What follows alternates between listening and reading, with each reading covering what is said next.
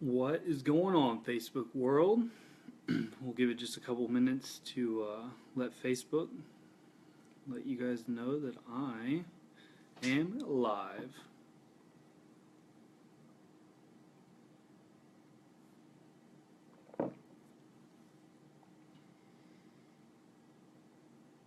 How's everybody's Sunday going? Go Chiefs. Heck of a win in Oakland. That was a good win. That was a strong win.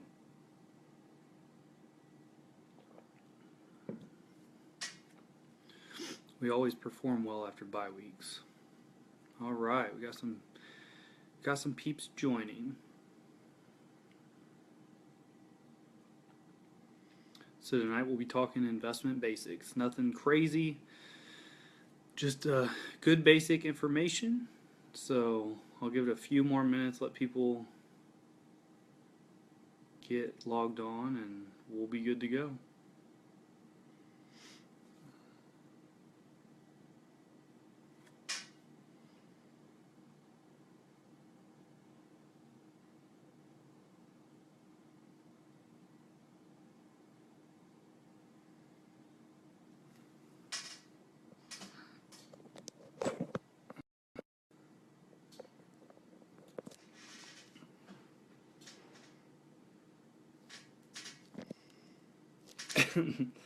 Yeah, penny stocks. That's penny stocks are interesting, to say the least, Matt.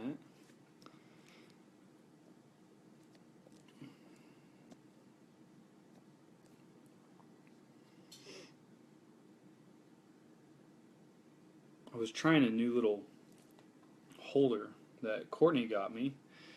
I didn't really like it, so that's why I changed the way the phone was looking. I couldn't. It was weird. Either way, so I will go ahead and get started. It looks like we have some viewers. So, and of course, please please ask any questions that you might think of during this, regardless if it's about investment, saving, whatever it may be. Yes, Courtney, the mini tripod, I wasn't digging it. So that's all yours. My name is Michael Weaver, of course. Been a State Farm agent now for 2.5 years.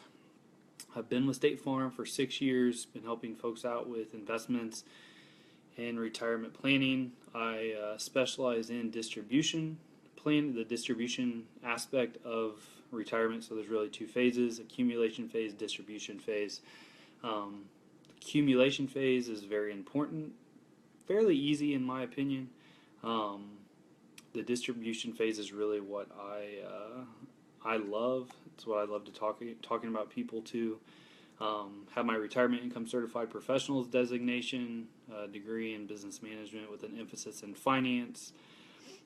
Qualified for multiple, I guess, leader in the industry, little designations and honors. So I think it's important for you all to know that, though, just because you do get a lot of opinions and advice regarding the investment and retirement realm. And tonight will be nothing crazy. I'm not going to go in depth about anything. It will just be good general basic knowledge about investments. So to start off with, like I said, you have an accumulation phase and you have a distribution phase. So the accumulation phase is obviously your 20s, 30s, 40s, 50s even, for a lot of folks. And that is the part of saving money, investing money, making your money work for you so that you have money once you reach your retirement age.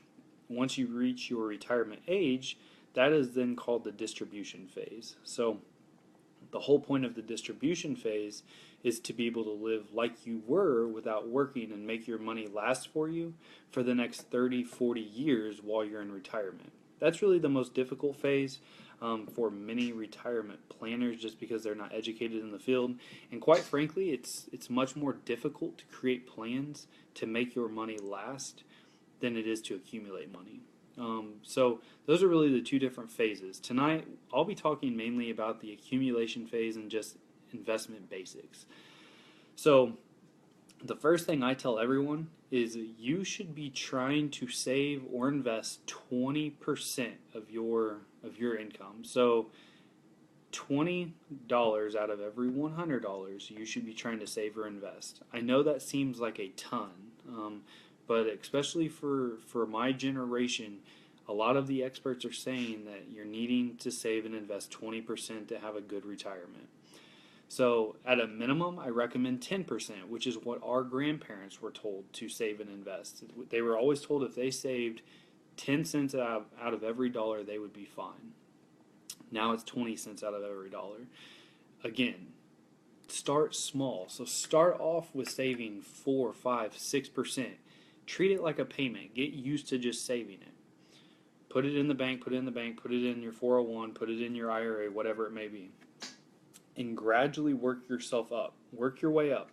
But if you treat retirement like a car payment, I can promise you, you will not be disappointed when you're like 65 years old and about to retire. But the part of saving is actually the hardest part for most people. The part of actually forcing yourself to put money away that you can't touch for 30 or 40 years. But it's paying yourself first. That's the biggest thing I can tell you today. The money that you save in your 20s and your 30s is the money you retire on in your 60s and 70s. The reason behind that is because of compounding interest. So the more money that you can put away in your 20s and 30s, the more time it has to accumulate and compound that interest, which allows you to grow and gain as much money as possible. So that's the tip I give everyone. Try to, at a minimum, save 10% of your money. Try to save at least 20%. If you can do more, great. If you can't, that's okay too. But your target goal should be 20%, at a minimum 10%. Treat retirement savings like a payment. So you have a car payment that automatically comes out of your account every single month. Do the same thing with your retirement savings. You should have it just automatically coming out of your account every single month, just like a normal bill. Okay? That's one of the biggest tips I can give people. So, speaking about your 20s and 30s, so the money you save in your 20s and 30s is the money you retire on. Let's say that you can't save a ton in your 20s and 30s. Well, all that means is if you have to wait until you're 40 or 50 to start saving, you're going to have to save double to triple the amount of money that you would have had to save if you had started saving in your 20s and 30s. And that is because of the time value of money. So it's not a bad thing. I would tell you a majority of the people that I help to start accumulating serious amount of money for retirement is probably their 40s, middle 40s. That's when a lot of parents have the kids out of the house, out of college.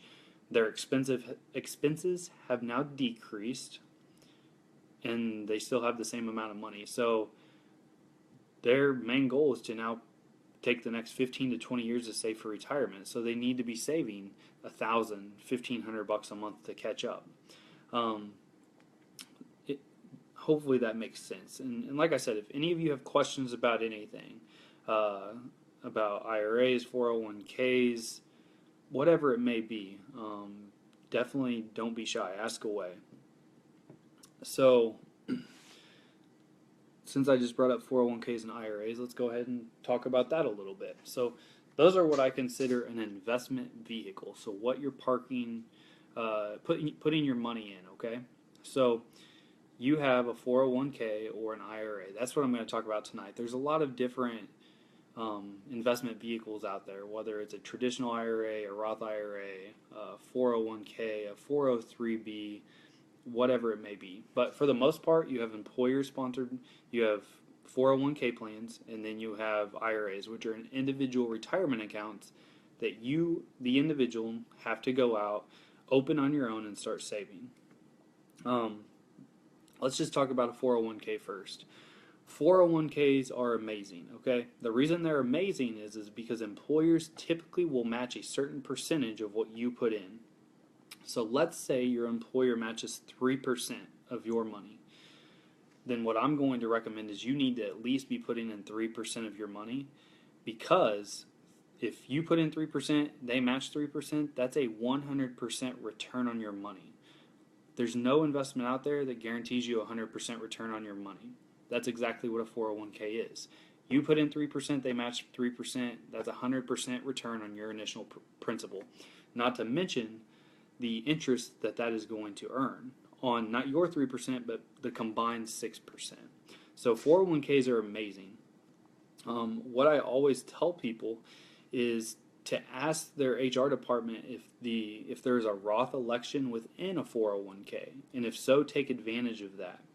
So what a Roth is, so there's a Roth election in a 401k, and there's a Roth election in an IRA. So a Roth, the importance of a Roth is a tax-free, basically, investment account. So the idea behind it is you pay your taxes up front on your money. You then invest that money into the Roth, the vehicle. Over the years, it is going to earn interest, earn money, compound, and you will never owe, through a Roth, you don't owe taxes on the principal ever again, and you don't owe taxes on the interest again. So literally, it's a tax-free investment. It's amazing. Roths are the greatest thing since sliced bread, in my honest opinion, especially when it comes to finances. So the reason I tell you to ask if there's a Roth election in a 401k is because a lot of times employers will just automatically put you in just the traditional 401k portion of it. So ask if there's a Roth election in your 401k. So the max you can contribute to a 401k every year is $18,000. If you're age 50 or more, you have a catch-up period, and you can do an additional $6,000 on top of that. And that starts at age 50. So let's go to an IRA. So an IRA is an individual retirement account. You have a traditional IRA and you have a Roth IRA. So a traditional IRA is great for if you quit working and you need to roll your old 401k over to a plan. You want it rolled over to a traditional IRA. They're treated identical. That's what most people use traditional IRAs for. A Roth IRA is for folks that want to open up something outside of what their work offers, so an additional plan. So let's say that you want to save 15% of your money, but you only want to put 5% in the 401k because your employer matches 5%, and they don't have a Roth election. So it's all going in pre-tax, which means you're eventually going to have to pay taxes on the principal and the interest the principal earns. So what a lot of people will do is they will open up a Roth IRA. They will say, well, I'm going to take that additional 10%, I'm going to pay the taxes on it up front to Uncle Sam. I'm then going to invest with you, Michael. I want to open up a Roth IRA, invest the 10% I've already paid taxes on, and then we're going to invest it however they want it invested, and when they go to retire, they have a tax-free investment account with the Roth IRA after age 59 and a half. So age 59 and a half is a good number for you all to know. 59 and a half is when you can touch money within an investment without any penalties. So you have to wait till age 59 and a half to access your money within a 401k or an IRA without any penalties. And I will tell you, with a Roth, you can always go out and get the principal that you originally invested without any penalty, even before age 59 and a half. However, what I would personally tell you is that's the last thing you should do, because if you take money, your principal out, then your interest is no longer compounding on that original basically investment amount or shares that you bought. Because let's face it, that's all an investment is, okay? So before I touch base on that though, so an IRA, the max you can contribute to an IRA is $5,500 per person. At age 50, you have a catch-up period of an additional $1,000, so that goes up to $6,500 a year. So you can, now with a Roth, there are stipulations with the Roth because it's such a good investment vehicle. So if you're single and you claim and you make $117,000 a year or more, you can't contribute to a Roth IRA. With, let's say you file jointly because you're married, if you make more than $184,000 a year, you can't contribute to a Roth IRA. So Roths are amazing, but there are definitely stipulations when talking about a Roth because they are such an amazing investment. That's another reason why I tell people to think about the Roth election through their 401k, because there are no stipulations with a Roth election through the 401k through the employer plan. So hopefully that makes sense. Does anyone have any questions so far?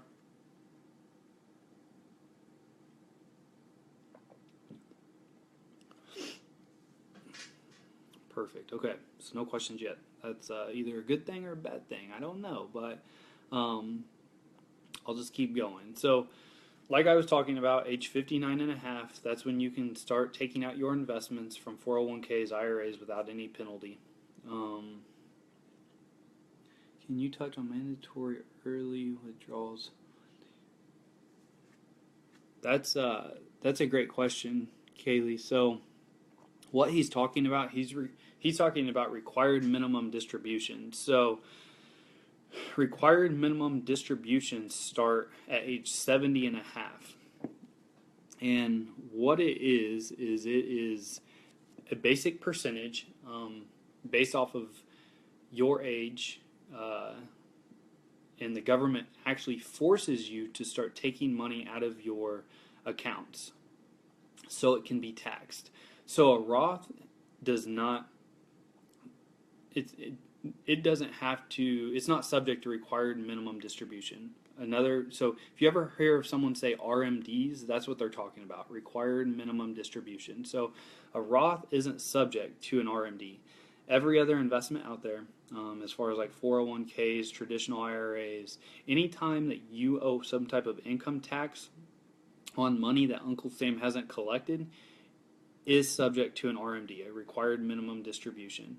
And like I said, that's a certain percentage based off of your age that the government forces you to start taking money out of your retirement account. Does that make sense, Kaylee?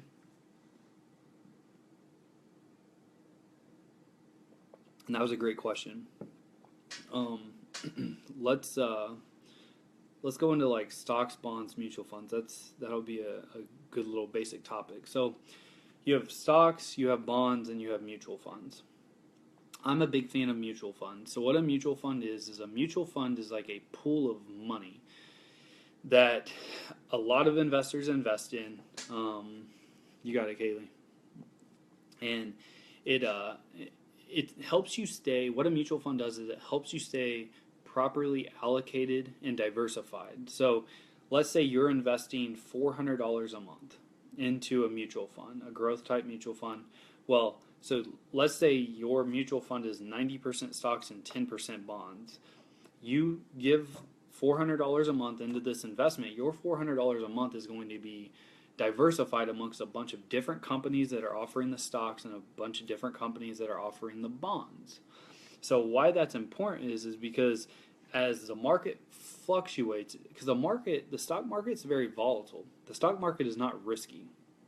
So, and the reason I say it's not risky is because over the time that the stock market has started until today, the returns have been amazing. So it's not risky, it's just very volatile.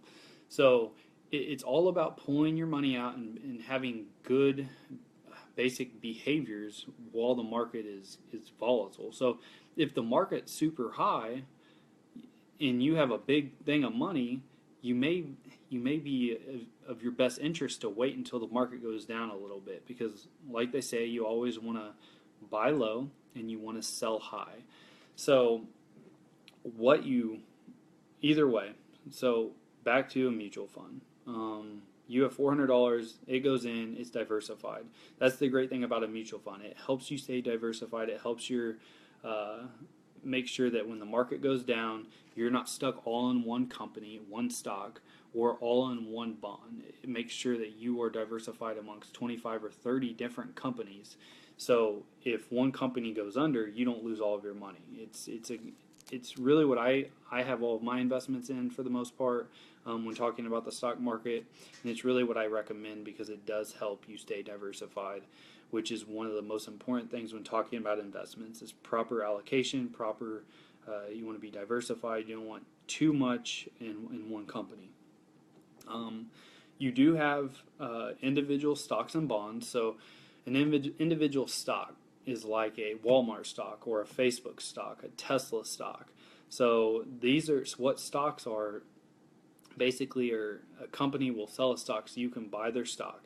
And stocks are really what help you make money, but they're also stocks are more volatile as well. A bond is like a loan. That's why the average return on most bonds are like 2 or 3%. They're just not that good because they're loans. They're loan payments. Um, Whereas with a stock, if you have the best return you can have, at least according to the stock market, the most aggressive, riskiest is a small cap market. So a small cap are like your startup companies. So your companies that have just started, you probably have never even heard of the name, and and but the return, what it shows from the day the stock market has started until this year today, the average return is about 12% through a small cap market. Large cap market is like your Coca-Colas, your Facebooks, companies that make money every single year with a throw a dividend at you, things of that nature. Those are large cap stocks. Those have returned about a 10% on average. Then you have your bonds, which have returned about a 5 to 6%, and then you have inflation at about a 3%. So that just tells you the different types of basically market caps you're looking at. Obviously, you want to be as risky as possible in your younger age. So if you're 20, 30, 40, you're 40, 30, 20 years out from retirement, you want to be aggressive. You want to be risky in the market. The reason for that is because the riskier you can be, the more stocks that you have, the more money you're going to make. And people will say, well, Michael, I've looked at my account, I've been investing, and I have a negative return this year. Well, that's great. You're 28 years old and you have a negative 3% return. Does it really matter, okay? You have a loss on paper. You can't touch this money until you're 60 years old. So what does it matter that you have a negative 3% this year as long as over the next 30 years you have an average return of 9 or 10%? That's all you really care about is your average return throughout the entire period. So that's why I tell people be as aggressive as possible in your younger age, because even if the market's down, let's say we have another 2008 and someone's 30 years old, they really haven't lost anything.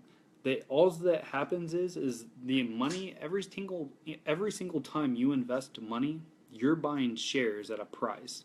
So when the market's down and you've lost money, all that means is the shares that you purchased at their original price, now that share price is lower than what you originally bought it at. That's why it's so important to wait for the market to come back up so the share price goes up past what you originally purchased it at. That's the name of the game in investments, is being disciplined enough to just weather storms, continue to put your money in, buy shares, low, high, whatever it may be. And when you come to retirement, I guarantee you'll be happy with where you're at. Now, when you start getting 10 years out from retirement, you should think about getting more conservative in your portfolio, okay?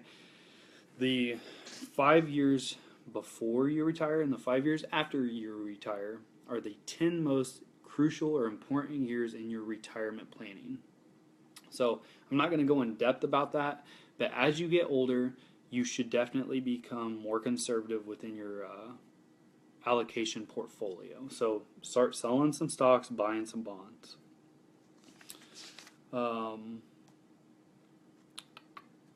Any questions? Anybody have any questions? I know I just talked for about 20 minutes and I felt like I didn't stop. So does anyone have any questions? Tonight was just supposed to be a good, simple, basic knowledge about investments. I'm not going to go into any detail. Literally, I wanted to cover what I recommend clients investing or saving per year, and that's 20%. Try it at a minimum of 10%.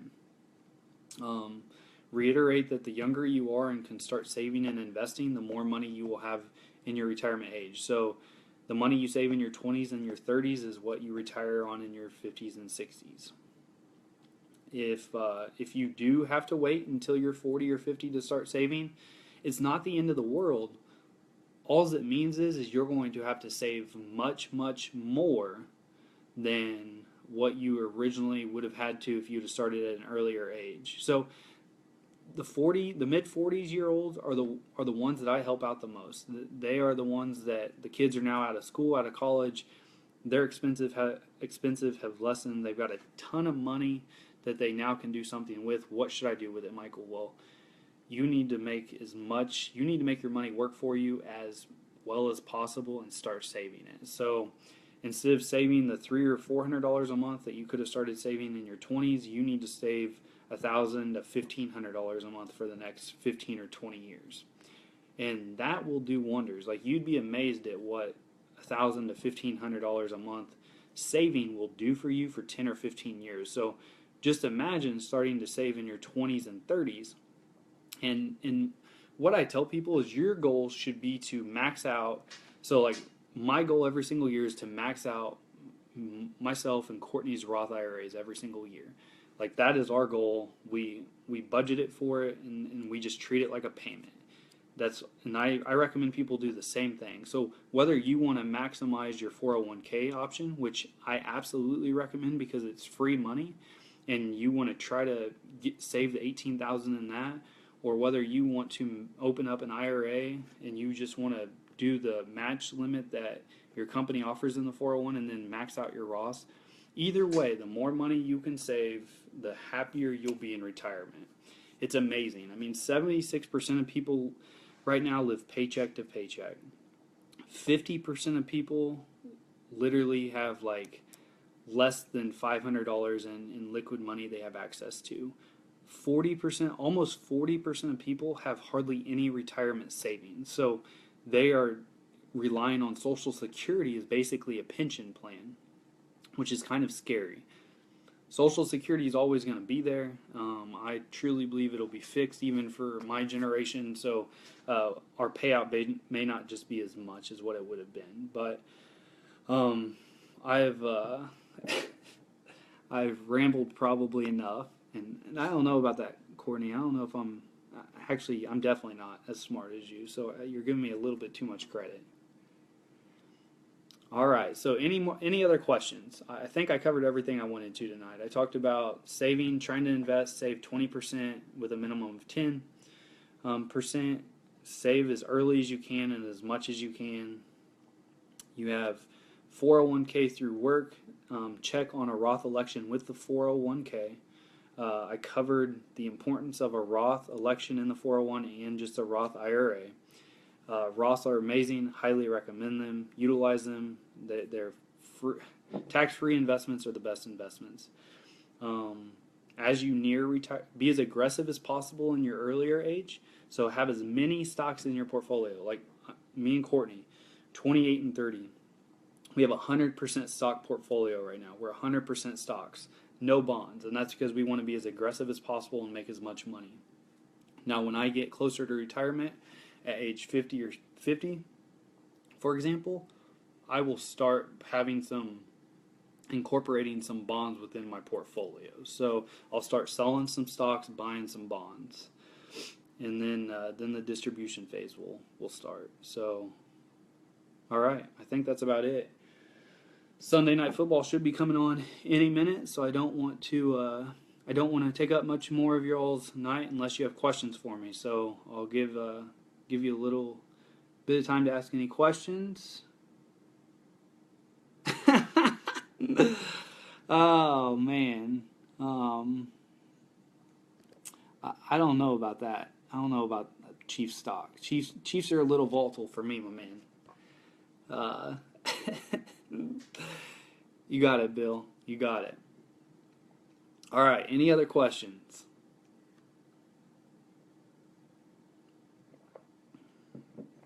Okay. Well, no questions then. I appreciate you all. Of course, if you have any questions, please don't hesitate to instant message me. I get a lot of questions every single week via instant message. So instant message me. I'll answer anything to the best of my knowledge. I appreciate you all. I appreciate your support. Hopefully you all have a wonderful Sunday, wonderful evening, and have a fabulous week. Thank you guys. Have a great week, and make sure to check us out Wednesday, 7 o'clock for Weaver Wednesday. See you guys.